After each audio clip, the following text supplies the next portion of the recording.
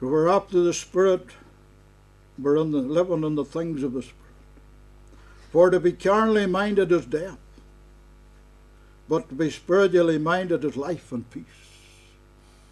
Situations that arise, if we're trying to deal with them in a fleshly manner, if we're trying to deal with them in our own understanding, it's death, it's destruction. But whenever we deal with these situations, because we're spiritually minded, it's life and it's peace. Because we know in our spirit that no weapon formed against us can prosper. We know that the devil's a liar and the father of all lies. And unless he can plant a lie in the heart of a man or woman, he's defeated. The more we deal with people, the more we can see the deception of the devil through the mouths of preachers in our pulpits in our land today. Because the carnal mind is enmity against God, for it is not subject to the law of God, neither indeed can be. This is where all the halfway houses are coming from. Don't go fully out for God, because people will say something about you. People are going to say something about you anyway. Halfway doctrines, where people want to get something, but they won't give their all to God to get it. It would take too long to go into all the hellish doctrines that you come up against as you minister for God every day in this island. In fact, somebody that hasn't come up against them couldn't believe it.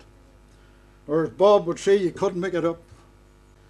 So then they that are in the flesh cannot please God. If we're going to please God, we'll please God by walking in the Spirit, and without faith, it is impossible to please God. And verse 9 says, but ye are not in the flesh, but in the Spirit, if so be that the Spirit of God dwells in you. Now if any man have not the Spirit of Christ, he is none of us. There's many people, and they've got a confession but no possession. They claim to be born again Christians, but they're not, because they have no relationship with God. And it's these people that are bringing the hellish doctrines, because they have not got that relationship. People that had a real relationship with Jesus could not believe that he is not God. It is an impossibility. But we have that relationship, and we know that he's God. We know that he's the Messiah. We know that he defeated Satan at Calvary. And he says in his word, I've come to seek and to save that which was lost. Preachers say he's come to seek and to save those that were lost. Well, that is included. Those are included in that. But what he's talking about, I've come to seek and to save everything that Satan stole from Adam and Eve in the garden.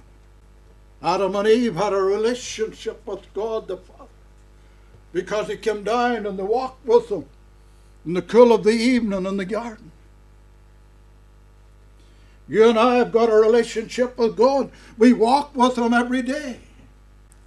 I heard the story about somebody said to a man one time, did you hear God was dead? He said, no, I didn't hear that. It must be lately, because I was talking to him about an hour ago.